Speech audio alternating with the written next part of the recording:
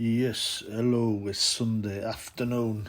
It's man, the Triple B. Yeah. So, gotta do a video a day, you know what I'm saying? Please even guys been following for years. I know you guys have started doing that, but because I don't know, it keeps trying to protect it from haters, like ripped and fearing. Anyway, so right, the weekend.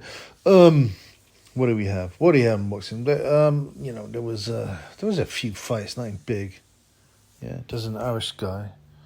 What was his name? Paul Drake McCrory, I think his name is. I might be wrong. I'm not going to check because I'm too lazy. And he beat someone called Leon Bunn in Germany, a German in Germany. So that's quite a good victory. Also, there was Maurizio Lara, fighting in Mako on a DAZN show. Yeah, because now Eddie Hearns is doing his world show, Australia, Mexico, other places. He was real proud of that. Obviously, they need to make some money somewhere. I don't know, man. They keep on. I mean, it's lost, I think, over £4 billion, this venture, by Len Blavatsky or Blavatnik, whatever his name is. I mean, come on, man. And Gay is our ambassador. What's he done? Apparently been paid $100 million a year. Now, I can't believe that. Number one. No way is someone like Gay J being paid a salary of $100 million a year to be a brand ambassador. He isn't big enough. Okay. And what's he going to do? What ambassadorship has he been doing for DAZN? He got beat up twice. How is he bringing any value? What value has he brought to DAZN? Yeah? Apart from a few people, who've come to watch him get beaten up. All right? It's just incredible, man. Crazy, that thing. But anyway, so Mauricio Lara, right, your typical Mexican fighter, man. And you know what? You know what I mean by that. Hits the body, left hook, always coming forward, tough, poker face.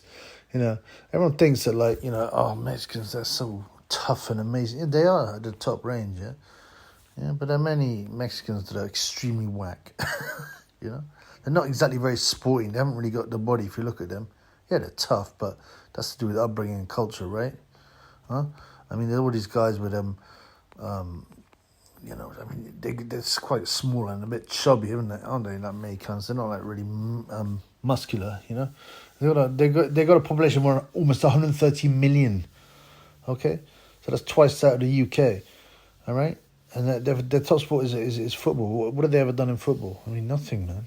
They're just not athletic people naturally. But yeah, they're tough and their boxers are tough. But like I say, it's not like every Mexican's tough. Nigel Benn famously said, I don't want to beat up Mexican road sweepers. Meaning, rubbish journeyman who couldn't fight. I mean, it's quite weird he chose Mexicans because he never fought a Mexican in his whole career, Nigel Benn. But, and they were also, especially not the middleweights, there weren't really any Mexican middleweights around that time. But certainly the lower weights, right? But there's all these bums in Mexico, For every Chavez, Canelo, Mauricio Lara, and one of them people, There's those guys who can't fight. They just don't get anywhere and get beaten up week after week, Only the cream rises to the top. In Mexico, I have a big, a big rivalry with Puerto Rico, Puerto Rico, Maine, another Hispanic macho kind of place. But, Puerto Rico, right, only has a population of just over 3 million people, okay? And yet, I think they're pretty even in what quality boxers they've had. They always have big. They have a big rivalry, yeah. But 3 million versus 130 million almost. Yeah, I mean, what is that? You've always got to look at data. Like I said, data will set you free. Okay. So for every let me have a look here. For every one Mexican, for every one Puerto Rican, there's 43 Mexicans. That can't be right, can it? I think so. If I've got it right. So, what do? We do 130 million divided by 3 million equals 43. Yeah, just 43 Mexicans for every Puerto Rican, and still they seem to fight head to head quite well. What does that tell you? It means Mexicans are just not athletic, and Puerto Ricans are obviously naturally a lot more athletic and produce better fighters per capita. That's interesting. That little bit of data will set you free, but you must know how to read it. You must do it fairly. You mustn't ignore the bits of data that are uncomfortable. Okay? Which is like with the media and people like that. The politicians love to do that. Just grab a bit of media, a bit of data. They won't put it in context. They won't analyze it properly. They won't give you the surrounding data. And they'll just plonk it and go, look, this proves that we're right. It's just nonsense, man. Anyone with a brain can see through it, but, a lot of people don't have brains, man. Anyway, so this Mexican, he knocked out some, I think, Colombian dude, San Martin, in 3 rounds. He looked good doing it, man. In a typical Mexican, come forward, hit to the body way. It's no wonder Lee Wood didn't want anything to do with him. Lee Wood's a fighter as well. He likes to engage, so I believe it would have been cut in half. Colin almost did him in the round, remember? In that great fight they had, huh? He's got to be on form as well, Lee Wood. Hopefully he's not shagging his missus again, with his best friend, who busts a nut in her, which causes him issues. Or like Tan Booth was said a number of times, right? He went to an orgy. He was walking in the street. He went to an orgy with Lee Wood. So Lee Wood's obviously a degenerate pervert, okay? And that's why I can't back him. Otherwise, I would back him, because I think, he's got heart. He's exciting, I quite like people from Nottingham too. But, man, I can't back someone who's that degenerate. So, imagine his kid's going to hear about this as well. Oh, by the way, because you can't escape from the, You can't escape with the internet now, yeah? When he's 14, 15, yeah? People can go online and listen to some Triple B videos. I go, so you're made from a threesome with you and your best friend. Who's your dad? Is Lee Wood your dad or is it your best mate? You don't know because they're both nutted inside your mother. What a slag. And you got to watch out what you do, man, these days. Because even in the old days, the rumours would hang around. They'd be more local, but people would still know. Still get out, yo. Huh? We'll still get out. Way before the internet came out, we still knew Freddie Mills was a Batimans. Okay? Anyway. So Lara, good fighter. Like to watch guys like this.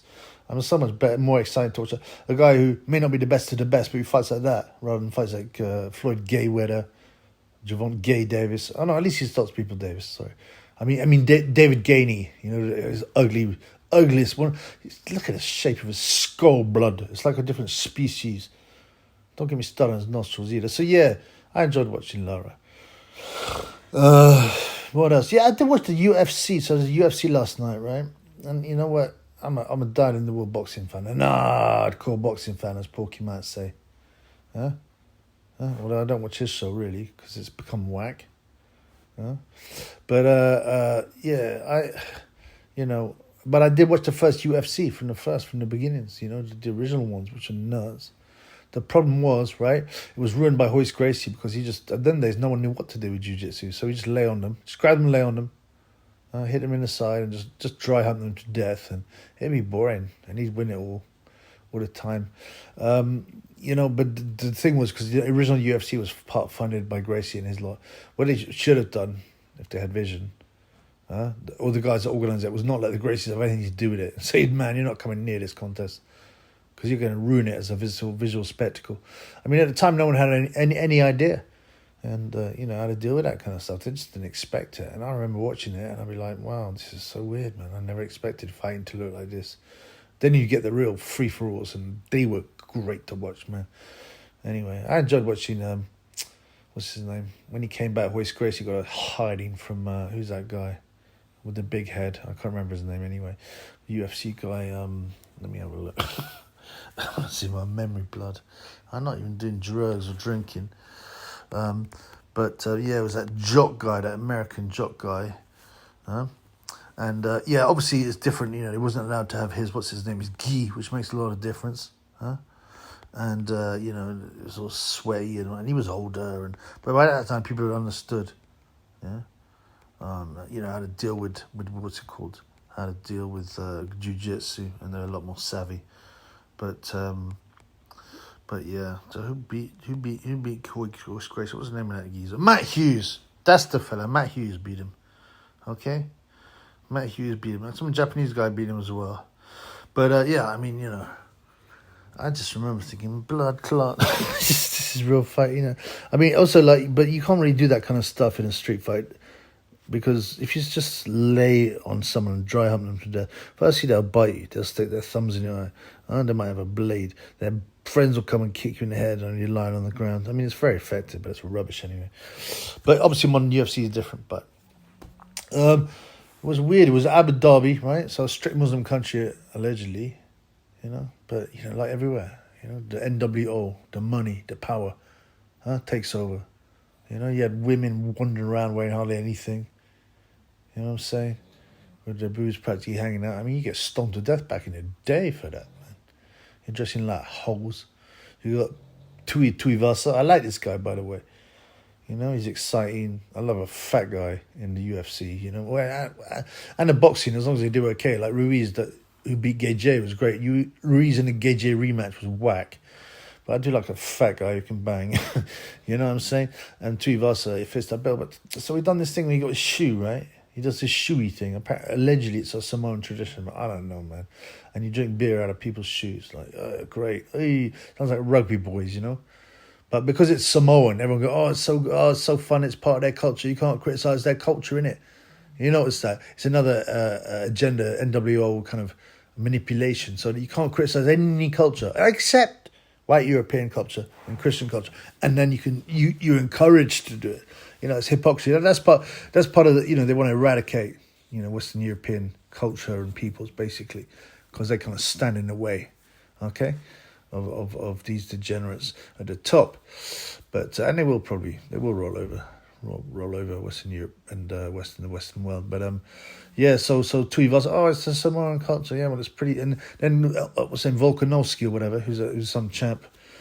He's meant to be P4P in UFC allegedly, and he spit this huge gob of spit in the man's shoe, and they drink it. And I'm like, what the blood clot? I mean, and Tuivasa is wearing like a headscarf, Arab headscarf, and I'm thinking the Arabs must be sitting there going, who are these degenerate, disgusting animals, man? Huh? I know there's plenty of Arabs and Muslims, the sheiks who got up to all horrors, and do dumps and that porta potty and stuff. But that's the top ones who are super degenerate. The normal, everyday guys, and the middle class ones, even that come and see the show, be like, what the blood clot is this? This is disgusting, man. And they're right. They're right. It is foul and disgusting. Imagine doing that kind of stuff, man.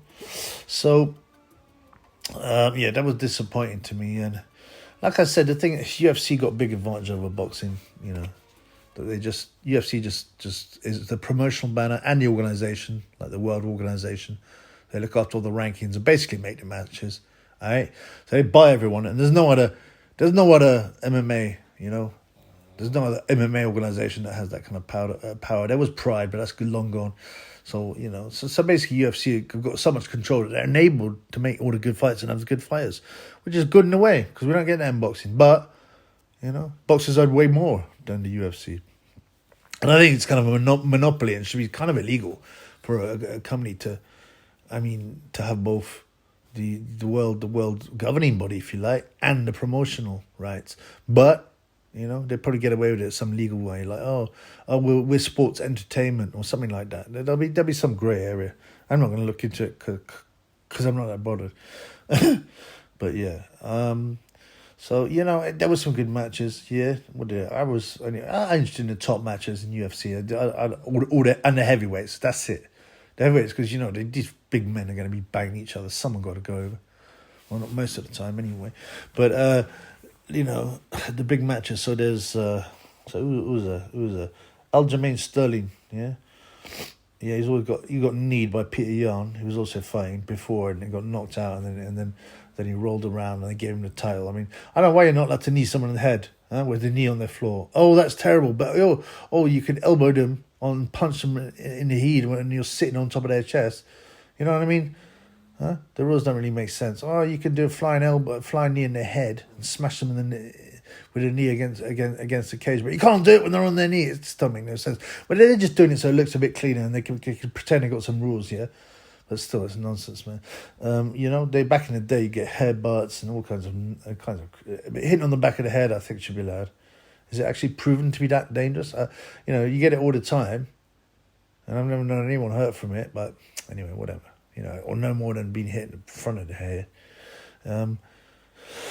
I know it's going to be, I don't know, the skull's not sick there or something like that, but, I don't think it's proven that it's any more or less dangerous anyway. Like MMA and boxing are dangerous, and suddenly, oh no, who can let you batter someone in the head until they're half dead? But, whoa, no, whoa, but tied, you hit someone in the back of the head, that's terrible. That's nonsense, isn't it, man?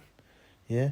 So, so they had, Aljamain Sterling beat a guy called TJ Dillashaw, who's apparently the bad guy because he juiced. I mean, they all juiced. He just got caught, and that's the end of it. Okay? But what was weird about this fight is Dillashaw went in there, and immediately he got his, what's his name? His shoulder popped out, and he carried on fighting. I was like, blood clot, that guy must be tough. And no doubt he is.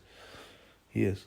But then, afterwards he's like, oh yeah, I knew I wouldn't really make it. I knew my shoulder would pop out. It popped out 20 times in training, but I couldn't be bothered to, I didn't want to take some time and wait another year to get my shot. And I'm like, what the? You're basically admitted you shouldn't have been there. You had a serious injury, and you would definitely lose. Yeah, and that's as I say, I'm in no shape to fight. I would definitely lose, basically, because basically, how can you go in there with one arm and win? He could have landed. I know what's his name? Danny Williams did it in a crazy fight with Mark Potter, who God bless him. Please pray for him. I think he's got cancer, yo. But Mark Potter, and that was mad. Potter was battering him. Williams' shoulder came out, and Williams knocked him out with one hand. It was just insane. So it's not like impossible, but you got to remember that's boxing. Huh? When you get thrown around on the floor, that shoulder's going to pop and hurt badly. He could have just hit him in the shoulder and won the fight. So that's weird. They shouldn't have allowed that to fight. And I don't know. I'm not going to call like he should be sanctioned Dillashaw or anything like that. But it is odd. Then they had Peter Yan, who lost on points to Sean O'Malley. Sean O'Malley is a good little boxer, actually, but he's a cuckold. He says he has an open relation with his girlfriend. What kind of sickness in that? Who in their right mind would want their girl to go around being smashed by the guy? She might come in, after being smashed by another guy, full of another man's DNA and give you a kiss. I mean, that is sick. So I can't like that. But actually, I like the way he fights. He won the decision. Although most people think that Peter Yan won it. I don't know, man. I mean, they go, he had a lot more control on the ground. But a lot of it's just control on the ground, so they just sit on them. They don't do a lot. Anyway, I'm no expert. But, what's the other one? Islam Makachev vs. Charles Oliveira. Now, Oliveira, didn't start off that well, but then he just kind of started beating everyone. Yeah? And his little trick is just to lie on his back and wait, which is a bit weird. Like, I mean, not all the time, but like he'll get down and he'll urge someone to try and fight him on the floor because his jiu-jitsu or whatever is so good, he'll mess him up. But, which is not very exciting. But what was I going to say? Yeah, this guy. So this is the interesting one. My boy Neil Baker was telling me about the purple suit thing. Yeah, and the Raw E. Remember? And we talked about the Savannah Marshall fight, and that was so clear that weekend. Now, leading up to the fight, Aljamain Sterling had a purple suit. So he's like, look at that. Have a think about that. And I was like, yeah, okay, I think you're going to win. Then I thought Oliveira was also wearing a purple suit, so maybe that's a double. However, Oliveira's suit was not really royal purple. It was like a lavendery. So I think it was... Also, I just can't imagine that they would... the Muslim dollar is worth a lot now for UFC guys after Habib. So I couldn't imagine that they would want Makachev to lose in front of a Muslim Arab crowd, you get me? And he won in style. So that's my UFC venture. I do it once in a while. What else happened? Boxing, yeah, they had that. It wasn't really well advertised, obviously. It's just not that. It's a bit of a gimmicky thing, but it had the 5 Sons shows. I think it was on Fight TV or something like that. And they had 5 sons of legends or famous fighters. I wouldn't say necessarily legends, and they was all fighting on the same bill. So who did we have? We had Kenzie Morrison, son of Tommy the Duke and brother of the other one, who's fighting as well. There was Steve Cunningham Jr. He knocked some guy out in 15 seconds, having a debut.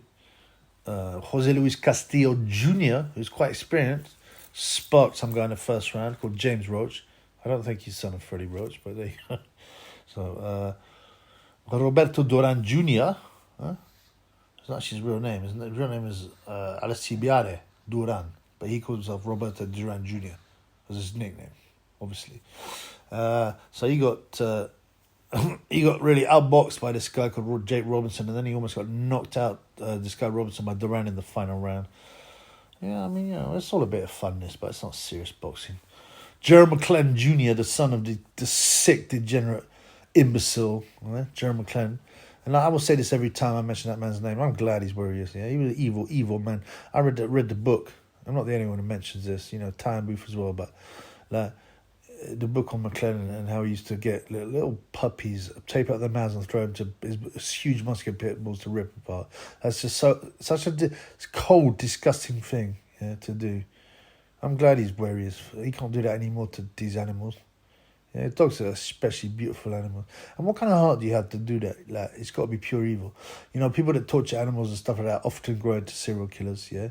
It shows they've got no empathy. And they will almost always end up, people that do that, manipulating, hurting people. Whether it's not murdering them, yeah? They will be manipulative, nasty people. So, yeah, he's good. He's good where he is. Nice one, Nigel, man. I'll never forget what he did for the world. What else? So he got beat anyway on points. I don't know what his son's about. I don't care. It's not his fault his dad's a wrong'un, but he might be a wrong'un. So yeah, that was boxing, man. That was boxing. And UFC. So yeah, so by the way, yeah, so the merch is coming along. I've got a new store. I haven't fully populated it. There's problems with it. I've already had 2 designs banned.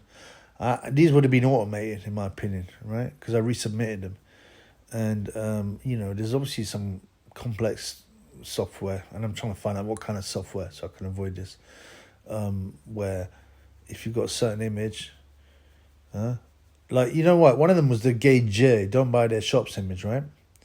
Now search for it. Now the image that I used, yeah, you can see it here, right? You can see it here, right? Check it out. Okay, check out this image. Don't buy their shops, right? You see that image? So now that was everywhere, yeah, when it come out. That image of him with his fist up and all that. It's like an iconic image, you could say. Or at least had a lot of power, you know.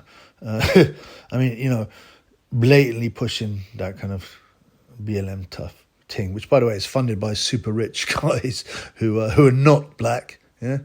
Yeah, everyone's been manipulated. It's all funded. The guys like George Soros, they fund these things and sit back and create this destruction and people fighting amongst each other, and they laugh and they rub their hands vigorously together. As they see their plans unfold now, because divided people are easy to rule over, right? Now, yeah. So this image, now you search for anything, Joshua, Black Lives Matter, or anything like don't shop at their shops, and there's loads of images, but this one is really hard to find now. You can find it, yeah, you can find it, but it's quite hard. And I think one of them is covered in like the watermarks as well, so it's not really usable. So.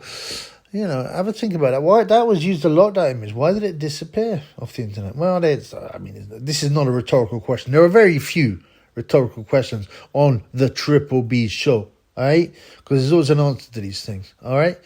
And that is that they deliberately hide things from you. Yeah, they memory, what do they call them? Memory hold them. And, you know, this is just a very small example of one of the times they've done it. So the articles, when that would have featured, will be rubbed, scrapped, whoop. There'll still be articles, but they won't have that image in it. And they do that to a lot of things. There's all these things that suddenly disappear. You're like, oh, and you think, you're mad. You're like, well, hang on, mate. I'll give you another example in boxing.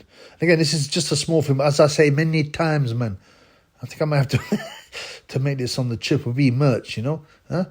Boxing is a microcosm of the world, blood. Yeah? And we know this is a boxing channel, but this is where it's important. Because what happens in boxing just reflects what happened in the big world, yo.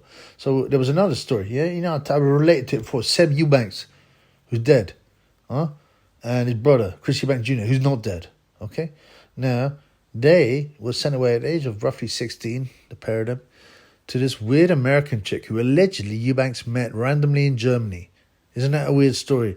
Oh, here, have my kids. Yeah, it doesn't make sense. There's some kind of NWO brainwashing or something. It's like you're going to some kind of camp. But later on, this woman complained. Yeah, she was like, oh, they were rowdy, they were difficult. And she said they used to take girls home, yeah, to have individual threesomes.